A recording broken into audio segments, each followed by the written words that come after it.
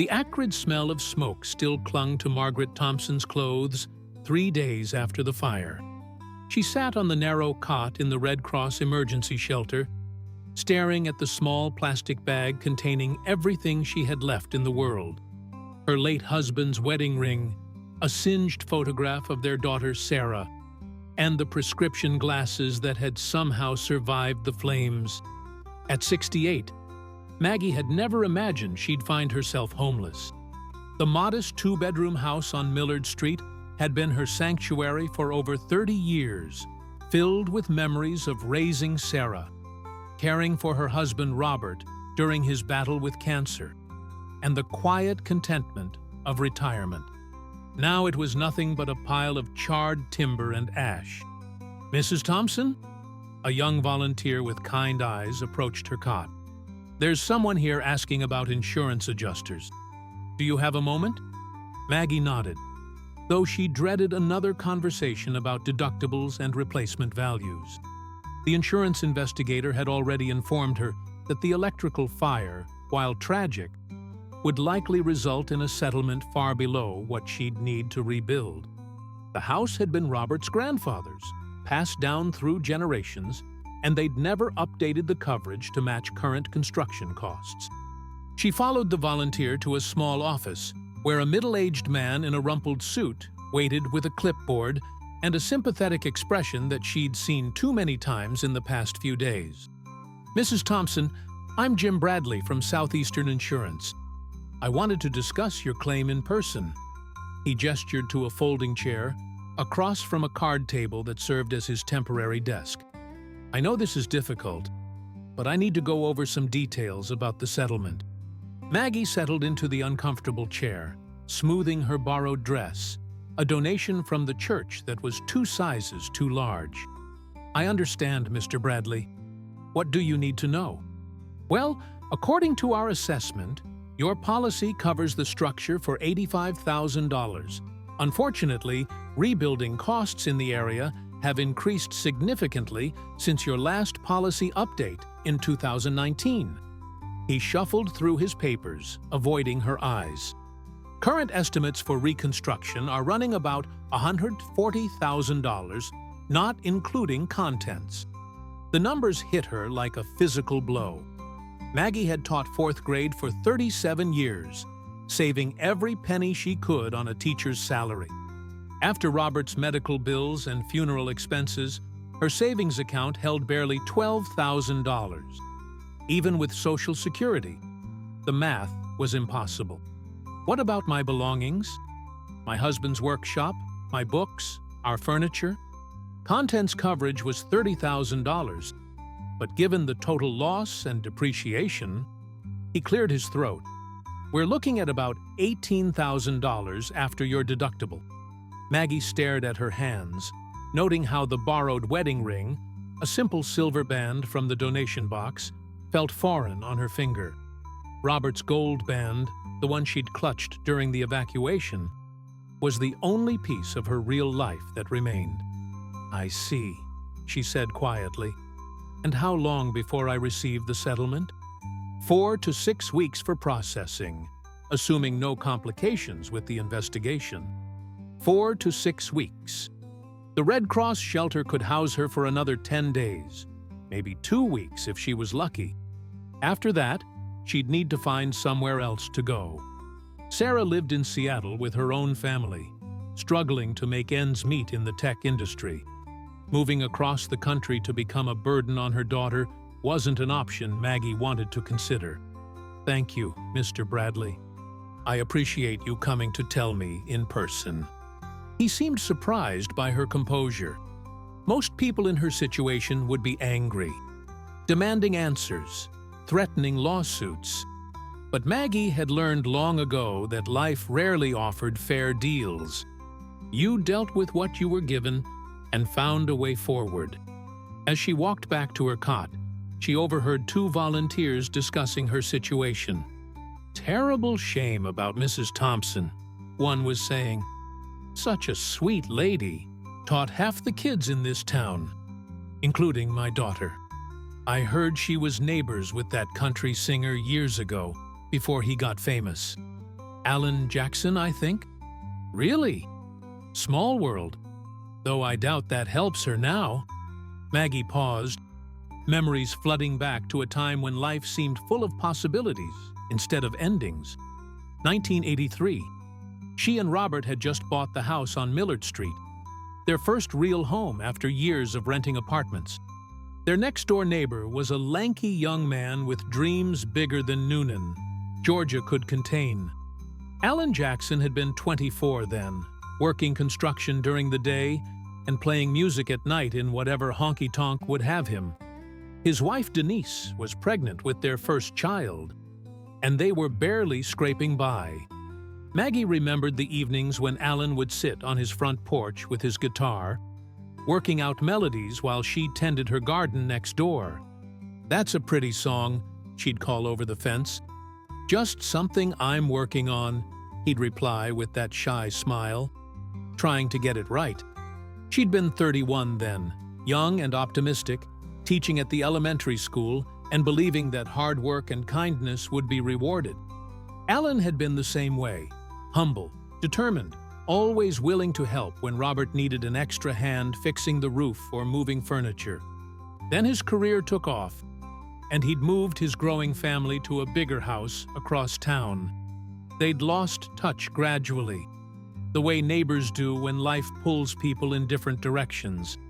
She'd followed his success from a distance, feeling a quiet pride when she heard his songs on the radio or saw his face on magazine covers at the grocery store checkout. Now, here she was, 40 years later, with nothing to show for those decades of hard work and kindness. The irony wasn't lost on her. That evening, she lay on the narrow cot, listening to the sounds of the shelter. Hushed conversations, crying children, the constant hum of fluorescent lights. Tomorrow, she'd need to start making calls, maybe look into low-income senior housing in Atlanta. The thought of leaving Noonan, the only home she'd ever really known, made her chest tight with grief. She pulled Robert's wedding ring from her pocket, holding it up to catch the harsh overhead light. "What would you do, honey?" she whispered. "How do we start over at our age?" But Robert wasn't there to answer, and for the first time since the fire, Margaret Thompson allowed herself to cry, quietly, so as not to disturb the other displaced souls trying to find rest in this temporary sanctuary. Outside, a summer thunderstorm began to build, the sound of distant thunder mixing with her silent tears as she faced the reality that at 68 years old, she was going to have to rebuild her entire life from nothing. The next morning brought humid Georgia heat and the kind of oppressive air that made everything feel heavier than it should. Maggie sat in the shelter's common area, nursing a cup of weak coffee and trying to make sense of the classified ads in the Noonan Times-Herald. Senior housing, she'd discovered, had waiting lists measured in years, not weeks. "Mrs. Thompson?" A familiar voice made her look up from the newspaper. Standing before her was Danny Mitchell, now in his 40s but still recognizable as one of her former fourth graders. He wore a contractor's shirt and work boots, his face weathered by years of outdoor labor. "Danny!" She stood to hug him, genuinely pleased to see a friendly face. "My goodness, look at you. Are you still in construction?" "Yes, ma'am. Actually, I have my own company now, Mitchell Construction. I heard about your house, Mrs. Thompson. I'm so sorry." His expression was sincere, the same earnest boy she remembered who'd always stayed after class to help clean the blackboards. "Thank you, sweetheart. That means a lot. I was actually wondering if I could talk to you about something." Danny glanced around the bustling common area. "Would you like to take a walk? Get some fresh air?" They stepped outside into the morning heat, finding a shaded bench under an old oak tree beside the shelter. Danny pulled out his phone, scrolling through what appeared to be messages. "Mrs. Thompson, this might sound strange, but I got a call yesterday from someone asking about you. Someone who wanted to know about your situation And if you were really the same Margaret Thompson who used to live on Millard Street? Maggie frowned. Who would be asking about me? Well, that's the thing. The person didn't give their name, but they knew details about your old house, about your teaching career, even about Mr. Roberts' woodworking shop in the garage. Danny paused, studying her face. They also mentioned that you used to be neighbors with Alan Jackson. The name sent an unexpected jolt through her. I haven't thought much about those days in years. Alan moved away so long ago. Mrs. Thompson, I think someone's been asking around town about you. Yesterday, 3 different people called me. People who knew I was one of your students, asking if I knew where you were staying and what kind of help you needed. That's very kind, but I can't imagine who would. There's more. Danny leaned forward, his voice dropping to almost a whisper. This morning, I got a call from someone claiming to represent a private foundation. They want to discuss housing assistance for deserving community members. They specifically asked about you by name. Maggie felt a flutter of something between hope and anxiety. A foundation? I've never applied for any assistance. I know. That's what makes this strange. But Mrs. Thompson, what if it's legitimate? What if someone remembers what a difference you made in this town? She thought about the thousands of children she'd taught over the years, many of whom still waved when they saw her at the grocery store or stopped to chat about their own kids. Teaching had been more than a job. It had been her calling. But that didn't explain mysterious phone calls and private foundations. What did you tell them? I said I'd need to talk to you first. But Mrs. Thompson, I think you should at least hear what they have to say. What's the worst that could happen? That afternoon, Danny picked her up in his work truck to drive to what he described as a preliminary meeting with the foundation representative. They drove through familiar streets that held 40 years of memories. Past the elementary school where she'd taught, the diner where she and Robert had shared countless Friday night dinners, the small park where she'd supervised countless field trips. The meeting was scheduled at a law office downtown, in one of the restored Victorian houses that had been converted to professional spaces. Maggie felt underdressed in her donated clothes, but Danny assured her that this was just an informal conversation. The receptionist, a woman about Sarah's age, greeted them warmly and led them to a conference room with tall windows and antique furniture. Mr. Harrison will be with you in just a moment. Can I get you some water or coffee? Maggie accepted a glass of water, her hands trembling slightly as she wondered what she was walking into. Danny sat beside her, his presence reassuring. Mrs. Thompson? A distinguished man in his 50s entered the room, extending his hand. I'm David Harrison. Thank you for coming on such short notice. Mr. Harrison, I have to admit, I'm not sure why I'm here.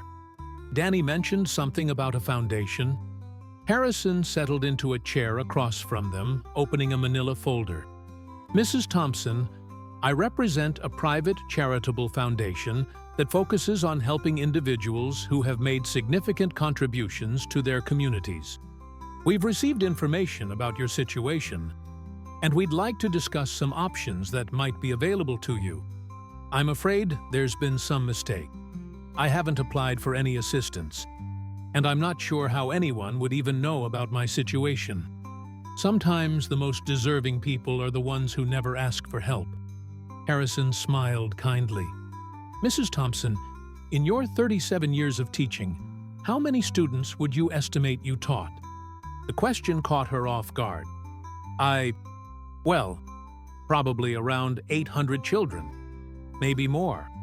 And in addition to teaching, you also volunteered for the literacy program at the library, helped establish the community garden, and organized Christmas toy drives for 25 years. Maggie stared at him. How do you know all that? We do our research thoroughly. Mrs. Thompson, people in this town remember you. They remember how you stayed late to help struggling students, How you used your own money to buy supplies when the school budget came up short. How you opened your home for tutoring sessions. Danny nodded. It's true, Mrs. Thompson. Everyone I've talked to has a story about something you did for them or their kids. Harrison opened his folder and pulled out several documents. The foundation is prepared to offer you a comprehensive assistance package. This would include full funding for rebuilding your home to current standards, plus additional support for furnishing and settling in. Maggie felt dizzy. I don't understand. What foundation? Who's behind this? I'm not at liberty to reveal the specific donors, but I can tell you that this foundation has a particular interest in supporting educators and community servants who have fallen on hard times through no fault of their own. This is too much. I can't accept charity like this. Mrs. Thompson, Harrison leaned forward, his expression serious. This isn't charity. This is recognition. This is a community taking care of someone who spent her life taking care of others. Danny squeezed her hand. Mrs. Thompson, you used to tell us that accepting help when we needed it was just as important as giving help when we could. Remember? She did remember. How many times had she counseled students and parents that pride shouldn't stand in the way of accepting support? But applying that wisdom to her own situation felt impossible. I need time to think about this, she said finally. Of course. Harrison handed her a business card. Take all the time you need. But Mrs. Thompson, please don't let pride rob you of a chance to rebuild your life. You've earned this. As they drove back to the shelter, Maggie stared out the window at the familiar landscape, her mind spinning with questions. Who knew enough about her life to recommend her to a foundation? Who cared enough to dig into her history of community service? Danny, she said, as they pulled into the shelter parking lot, do you really think this is legitimate? Mrs. Thompson, in all the years I've known you, have you ever steered me wrong? No, but then trust your own advice. Sometimes good things happen to good people. Maybe it's just your turn. That night, lying on her narrow cot, Maggie held Robert's wedding ring and thought about second chances. Tomorrow she would call Mr. Harrison and ask more questions. She would be cautious but open to possibilities. Outside, the summer night was alive with the sound of crickets and distant traffic. Somewhere in the darkness, someone was looking out for her. Someone who remembered the young teacher who had believed in dreams and the power of community. She just wished she could figure out who. 3 days had passed since the meeting with David Harrison, and Maggie still hadn't called him back. The business card sat on the small table beside her cot, a constant reminder of an opportunity that seemed too good to be true. She'd grown up during the Depression, raised by grandparents who taught her that anything that seemed too good to be true usually was. It was Tuesday afternoon when everything changed. Maggie was helping in the shelter's kitchen, peeling potatoes for dinner, when she heard a commotion near the front entrance. Voices were raised, not in anger, but in excitement and surprise. Through the serving window, she could see several volunteers gathered around someone, their faces animated with the kind of expression people wore when meeting someone famous. "Is that really?" she heard one volunteer whisper. "I think it is. Oh my goodness, what's he doing here?" Curiosity got the better of her. Maggie set down her peeler and walked toward the common area, wiping her hands on a dish towel. As she rounded the corner, she stopped dead in her tracks.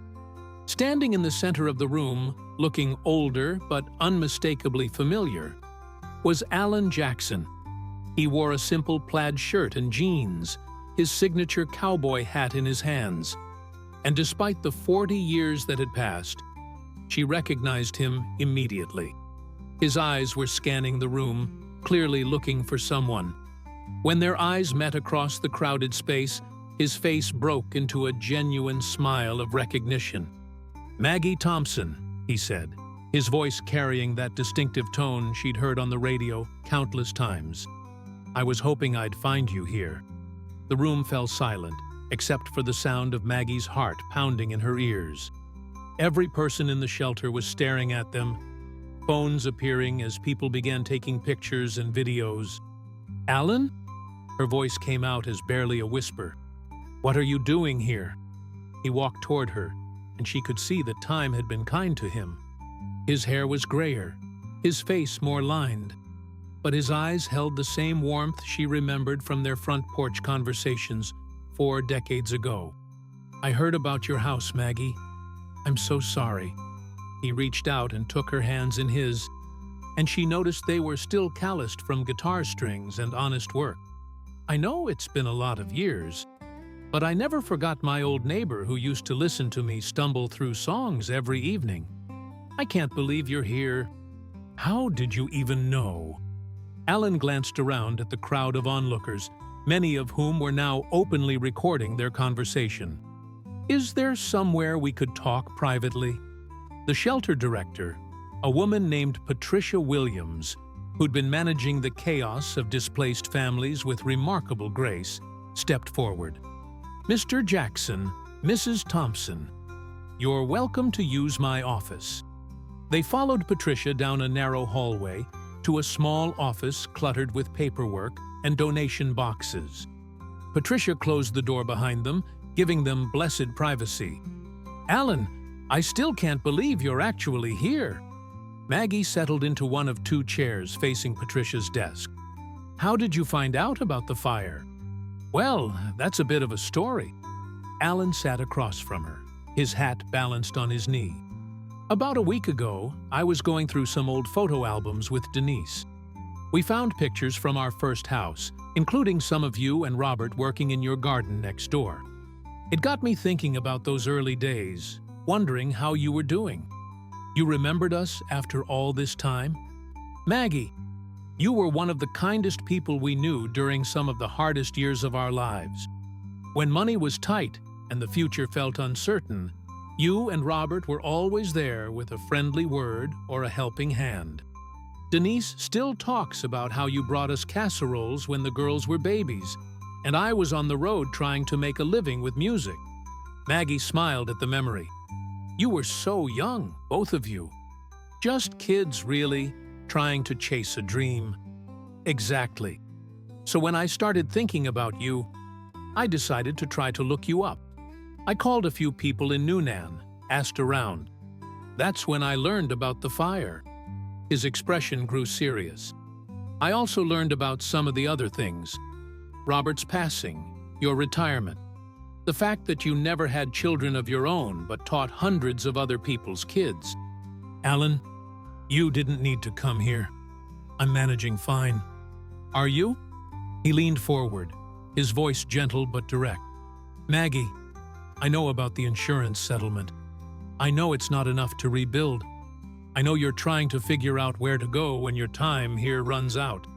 She stared at him, wondering how much he actually knew about her situation. "I suppose small towns don't keep many secrets." "No, they don't, especially when people care about you as much as folks around here care about you." Alan paused, seeming to choose his words carefully. "Maggie, I want to help. I need to help. I don't understand. Do you remember the last conversation we had before I moved away from Millard Street?" Maggie searched her memory. Those days had been busy. Sarah was in high school, Robert was working double shifts at the plant, and she was juggling teaching with evening classes to finish her master's degree. "I'm afraid I don't recall specifically." "I do. It was late fall, 1987. I'd just gotten my first real recording contract, and we were moving to a bigger house. I was out in the yard loading boxes into a truck, feeling pretty full of myself when you came over to say goodbye." The memory began to surface. "You were so excited about your future." "I was. But you did something that day that I've never forgotten. You looked me right in the eye and said, 'Alan Jackson, don't you ever forget where you came from, or the people who believed in you before anyone else did. Success is a gift, and gifts are meant to be shared.'" Maggie felt heat rise in her cheeks. I was probably being presumptuous. You were young, and I was just a nosy neighbor.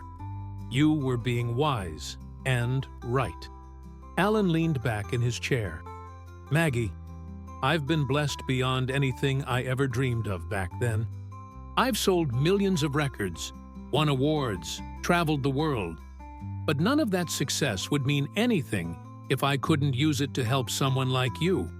Someone who helped shape who I became. Alan, I appreciate the sentiment, but I want to rebuild your house, Maggie. Not just replace what you lost, but build you something better. Something that will last and keep you comfortable for the rest of your life. The offer hit her like a physical blow. I can't let you do that. Why not? Because it's too much. Because I didn't do anything special for you all those years ago. Because... She struggled to find words for the complex emotions swirling through her. Because I'm not your responsibility. Alan smiled, and for a moment, she saw the young man who used to sit on his porch with his guitar. Maggie, do you know how many songs I've written over the years about small-town values, about community, about people taking care of each other? Quite a few, I imagine. Dozens. And every single one of them was inspired by people like you and Robert, by the way you lived your lives, by the example you set. He paused. Those songs made me rich and famous. Don't you think it's only fair that I should give something back to the people who inspired them? I never inspired any songs. You inspired the man who wrote them.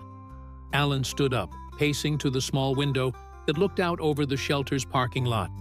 Maggie, I've been thinking about this for days, and I keep coming back to something my mama used to say. God puts people in our path for a reason. You were in my path 40 years ago when I needed neighbors who believed in impossible dreams. Now I'm in your path when you need someone to believe in new beginnings. Maggie felt tears threatening. Alan, I'm 68 years old. How many new beginnings can one person have? As many as it takes. He turned back to face her. Maggie, what if I told you that helping you isn't just about repaying an old debt? What if I told you that I need this as much as you do? I wouldn't understand what you meant. Success can be isolating. When you reach a certain level, it becomes hard to know how to connect with the community that shaped you.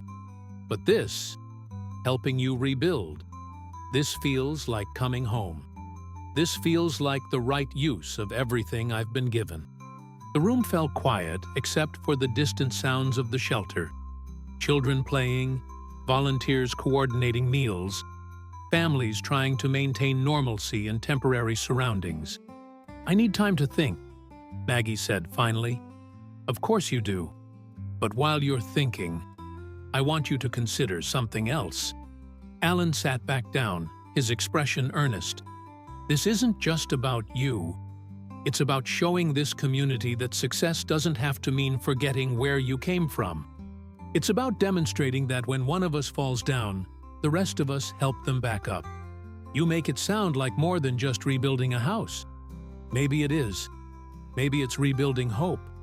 As Alan prepared to leave, he handed her a piece of paper with a phone number written on it.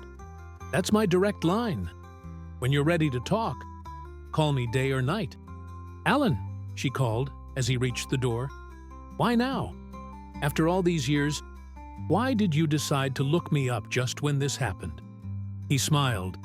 That same shy expression she remembered from their fence line conversations. Maybe some things happen exactly when they're supposed to, Maggie. Maybe that's what people mean when they talk about timing. After he left, Maggie sat alone in Patricia's office, holding the piece of paper with Alan Jackson's phone number and trying to process what had just happened. Outside the window, she could see him walking to a modest pickup truck, stopping to take pictures with volunteers and sign autographs for the children staying at the shelter. He was still the same person, she realized. Success hadn't changed the essential kindness she remembered, but accepting his help would change everything for her. and she wasn't sure she was ready for that kind of transformation. She folded the paper carefully and slipped it into her pocket, next to Robert's wedding ring. Tomorrow, she would have to decide whether to make the call that could rebuild her life, or whether pride and fear would keep her trapped in the past. Maggie didn't sleep that night. She lay on her narrow cot, staring at the ceiling and listening to the soft sounds of families adjusting to their temporary circumstances. The piece of paper with Alan's phone number felt warm in her pocket, as if it held some kind of energy waiting to be released. By dawn, she'd made her decision. She called the number at 7 a.m., expecting to reach voicemail. Instead, Alan answered on the second ring. "Maggie? I was hoping you'd call."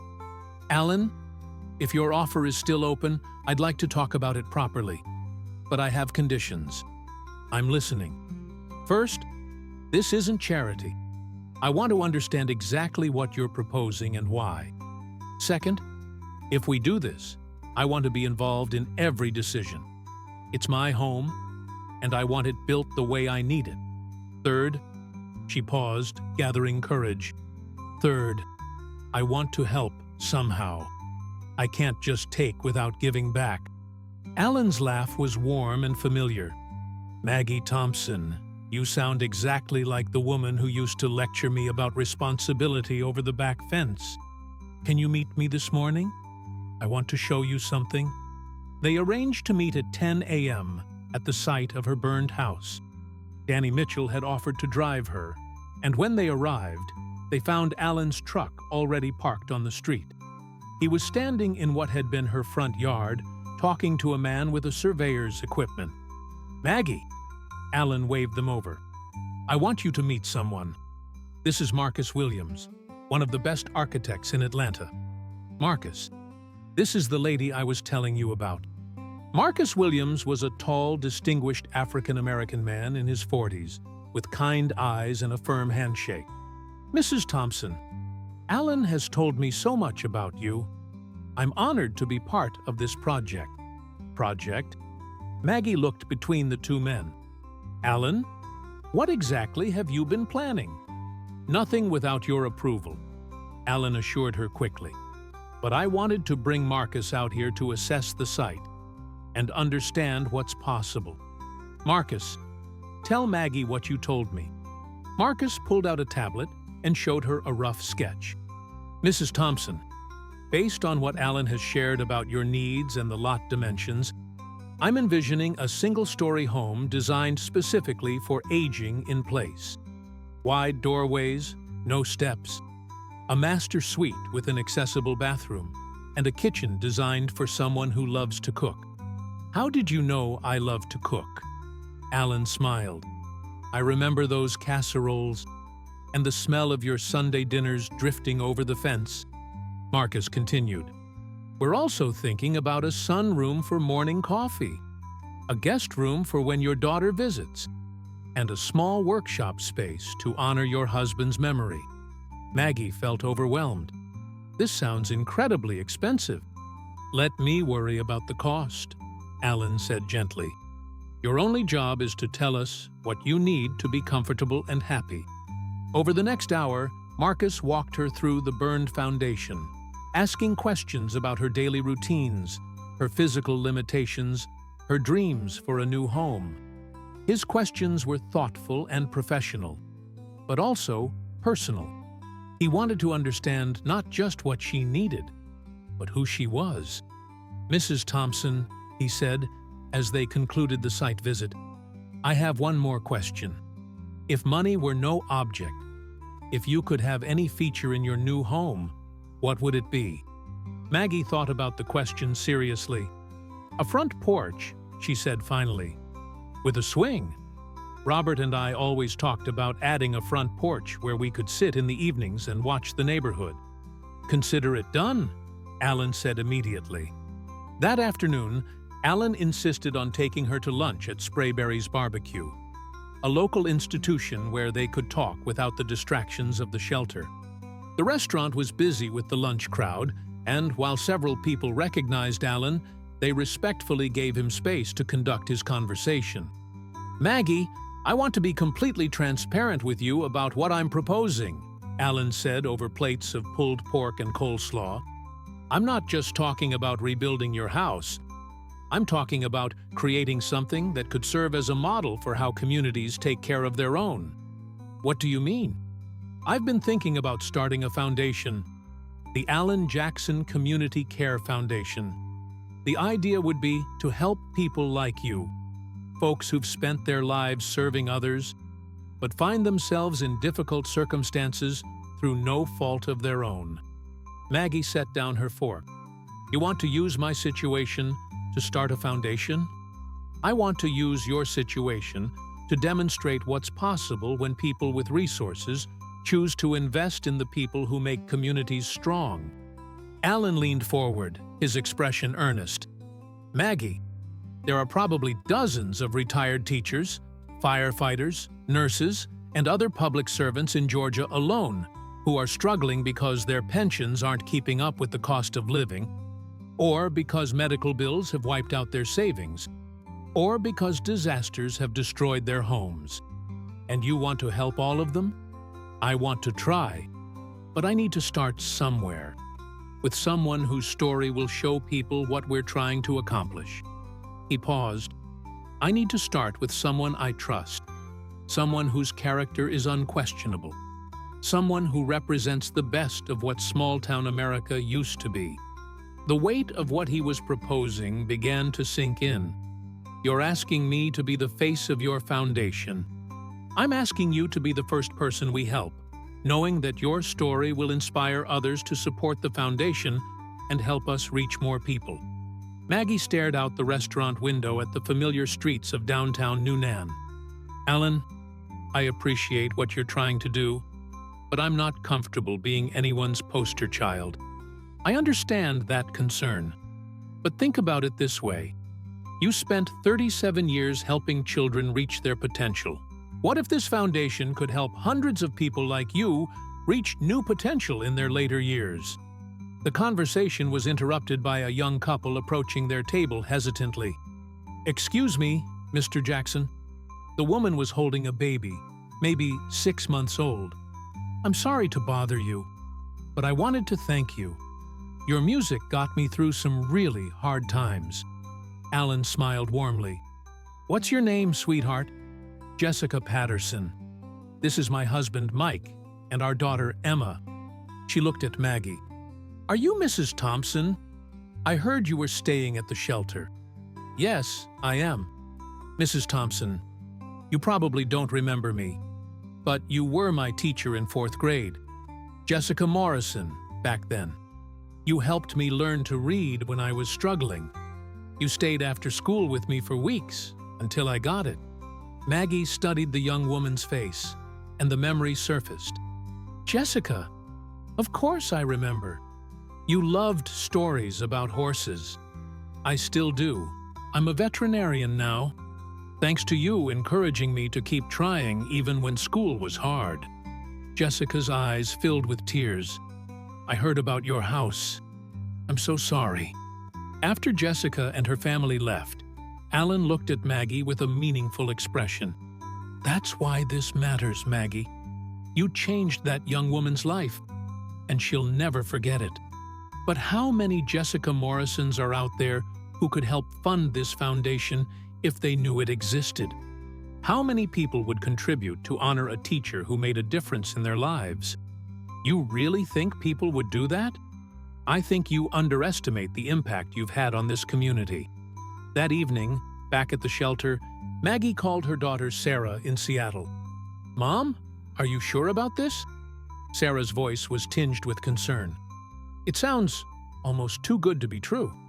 That's what I thought initially. But Sarah, I've spent the day with him, and he's the same person I remember. Genuine, thoughtful, and surprisingly humble for someone so successful. But why you? I mean, I know you were neighbors, but that was 40 years ago. Maggie considered the question. I think he's looking for a way to give back that feels authentic to him. He told me today that all his songs about community and small-town values were inspired by people like your father and me. Maybe helping me is his way of staying connected to those values. And you're comfortable being part of his foundation? I'm comfortable being part of something bigger than myself, yes, but only if I can contribute something meaningful in return. What do you mean? Maggie had been thinking about this all afternoon. Sarah, what if the foundation didn't just give people houses? What if it also created opportunities for them to give back? I could mentor young teachers, or help with literacy programs, or coordinate community service projects. I'm not ready to just sit on a porch and rock away my remaining years. Sarah was quiet for a moment. Mom, you sound more energetic than you have since Dad died. I feel more energetic. For the first time in months, I feel like I have a purpose again. Then I think you should do it. But Mom, please be careful. Make sure everything is legal and above board. I will, sweetheart. I love you. I love you too, Mom. And I'm proud of you. After hanging up, Maggie found Danny Mitchell in the shelter's common area, playing cards with some of the other residents. Danny, can I ask you something? Of course, Mrs. Thompson. If you were in my situation, would you accept Alan's help? Danny set down his cards and gave her his full attention. Mrs. Thompson, do you remember what you used to tell us when we were afraid to try something new? What did I say? You said that courage wasn't the absence of fear. It was doing the right thing even when you were scared. And you said that sometimes the biggest risk was not taking any risk at all. Maggie smiled. I said that? You did. And Mrs. Thompson, I think not accepting help when you need it is just another kind of fear. You think I should say yes? I think you should trust the same instincts that made you such a good teacher. You always knew which kids needed pushing and which ones needed encouragement. Well, maybe this is Alan Jackson's way of encouraging you. That night, Maggie made a list of questions she wanted to ask Alan. About the foundation structure, about her role, about the timeline for building. But as she wrote, she realized that the most important question had already been answered. Did she trust him? And despite 40 years of separation, despite the enormous changes in both their lives, the answer was yes. She trusted the young man who had sat on his front porch working out melodies, and she trusted the successful musician who had driven to a shelter to find his old neighbor. More importantly, she was beginning to trust herself to embrace this unexpected opportunity for a new beginning. Tomorrow, she would call Marcus Williams and start planning her new home. Tomorrow, she would begin the process of rebuilding not just her house, but her life. And if that meant becoming the face of a foundation that could help other people rebuild their lives too, then maybe that was exactly the purpose she'd been looking for. Outside the shelter windows, summer lightning flickered in the distance, illuminating the sky with brief, brilliant flashes of possibility. 6 months later, Maggie stood on the front porch of her new home, watching the November sunset paint the sky in shades of gold and crimson. The porch swing that Alan had insisted on installing creaked gently in the evening breeze, and she could smell the first hints of wood smoke from neighboring chimneys. The house was everything Marcus Williams had promised, and more. The wide hallways and doorways made navigation easy, even on days when her arthritis flared. The kitchen was a chef's dream, with countertops at varying heights and enough space for the cooking marathons she'd begun organizing for community events. The sunroom had become her favorite spot for morning coffee and evening reflection, filled with plants donated by former students and neighbors. But the most meaningful addition was Robert's workshop, recreated in a small building behind the house. Danny Mitchell and his crew had carefully salvaged what they could from the original workshop and integrated those pieces into the new space. It wasn't exactly the same, but it honored the memory while creating something new. The doorbell rang, interrupting her reverie. Through the front windows, she could see a familiar figure standing on her new porch. "Alan, Come in, come in." She opened the door to find him holding a bottle of champagne and grinning broadly. "I hope you don't mind me stopping by unannounced, but I have news I couldn't wait to share over the phone." They settled in the living room, which had become the informal headquarters for the Alan Jackson Community Care Foundation. The coffee table was covered with applications, thank you letters, and architectural plans for future projects. "Before you share your news, I have something to show you." Maggie retrieved a thick folder from her desk. The foundation received 47 applications this week. 47, Alan. Retired teachers, firefighters, a Vietnam veteran whose medical bills bankrupted him, a widow who lost everything in a tornado. Alan whistled softly as he flipped through the applications. "This is incredible, Maggie. When we started this, I hoped we might help a dozen people in the first year. We're going to need more funding and more volunteers, but the response has been overwhelming." She paused, studying his expression. "Now, what's your news?"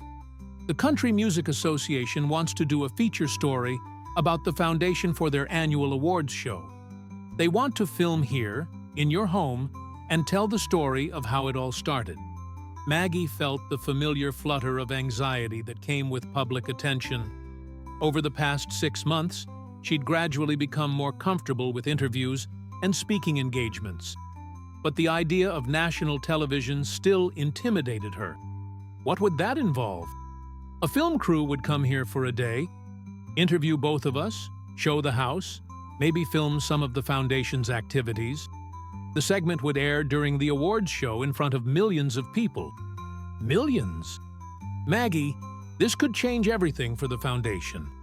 The kind of exposure we'd get from the CMA show could fund dozens of projects." She walked to the window, looking out at the neighborhood where she'd rebuilt her life. In the past 6 months, she'd watched this foundation grow from an idea into a movement. They'd already begun construction on homes for 3 other families. And the list of volunteers included everyone from Danny Mitchell's construction crew to former students who'd become doctors, lawyers, and business owners. "What do you think, Robert?" she whispered to the glass, a habit she'd developed since moving into the new house. "What was that?" Alan asked. "Nothing. Just talking to myself." She turned back to him. "Alan, can I ask you something that's been on my mind?" "Of course. Do you ever regret starting this? The foundation, I mean.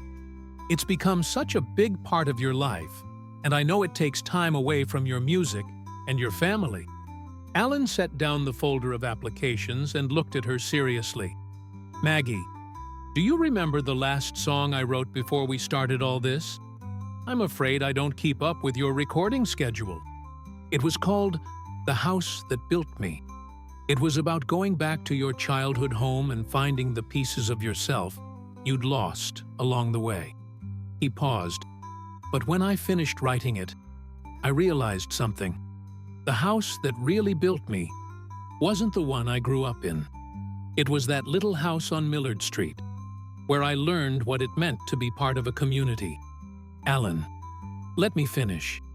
You and Robert, and all the other neighbors who believed in a young man's impossible dreams, you built the man I became. This foundation isn't taking time away from my music. It's giving my music meaning. Maggie felt tears welling up. You give me too much credit. I don't think I give you enough. Alan stood and walked to the mantelpiece, where she'd displayed photos from the foundation's various projects. Look at what you've created here, Maggie. This isn't just about building houses anymore.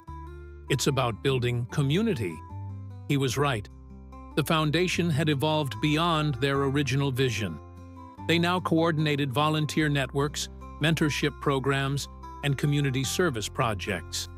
Maggie had found herself at the center of it all, using skills she'd developed as a teacher to organize, motivate, and inspire people from all walks of life. So, what do you say about the CMA feature? Maggie thought about Jessica Patterson, the veterinarian who'd stopped by just last week with a donation check and photos of her growing family.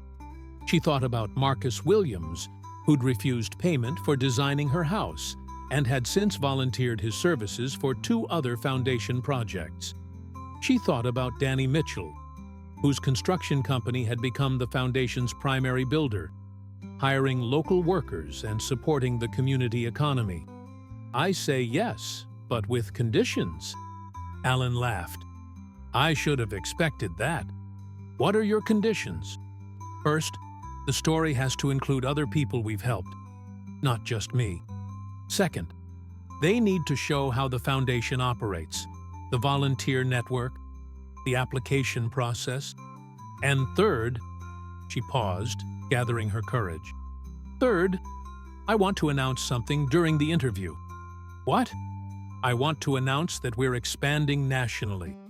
I've been corresponding with retired teachers in other states, and there's interest in replicating this model everywhere.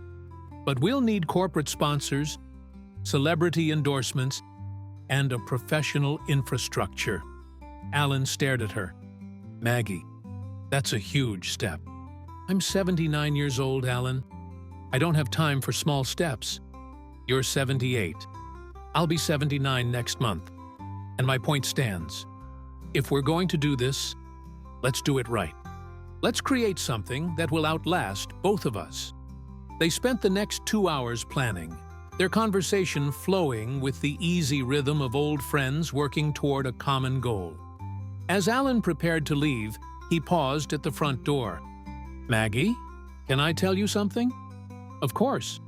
When I was young and struggling, I used to sit on my porch and dream about the day when I'd be successful enough to help people the way I'd been helped, but I never imagined it would feel like this." "What do you mean?" "I thought helping people would be about giving money or using my fame to draw attention to causes. I never imagined that the person I was trying to help would end up changing my life more than I changed theirs." Maggie smiled. "That's what good teachers do, Alan. We help our students discover what they're capable of.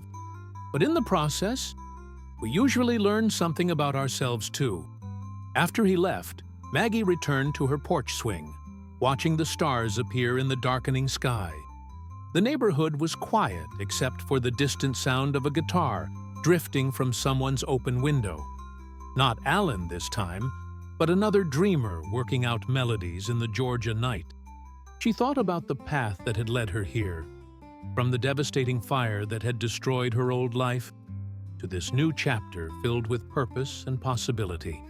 Robert's wedding ring, which she still carried in her pocket, caught the porch light as she pulled it out to hold. "We did good, didn't we, honey?" she whispered. That young man turned out all right. A gentle breeze stirred the trees, carrying the scent of wood smoke and the promise of winter. Tomorrow would bring new applications to review, new volunteers to coordinate, new dreams to help build. The CMA film crew would arrive next week, and the foundation would take its next big step toward becoming something larger than anyone had imagined. But tonight, Margaret Thompson sat in her porch swing in the house that Alan Jackson built, in the community that had shaped them both, surrounded by the quiet satisfaction of a life well lived and a future full of possibilities. At 78, nearly 79, she was finally ready for her close-up. The circle was complete, but the story was just beginning. 2 years later, the Alan Jackson Community Care Foundation had built homes for over 200 families across 15 states. Maggie had become a sought-after speaker, traveling the country to help establish local chapters and train volunteers. Her house in Noonan remained the foundation's spiritual headquarters, where board meetings were held around her kitchen table and new initiatives were planned over her famous Sunday dinners. Alan continued to tour and record, but his songs increasingly reflected the themes of community and service that had become central to his life. His latest album, Building Dreams, was inspired entirely by the people he'd met through the foundation. And every evening, when they were both in town, neighbors could still find them on Maggie's front porch. The former teacher and the country music star, planning ways to change the world, one house, one family, one dream at a time. Some things, they'd learned, never change. Good neighbors remain good neighbors, and the best kind of success is the kind that lifts others up along the way.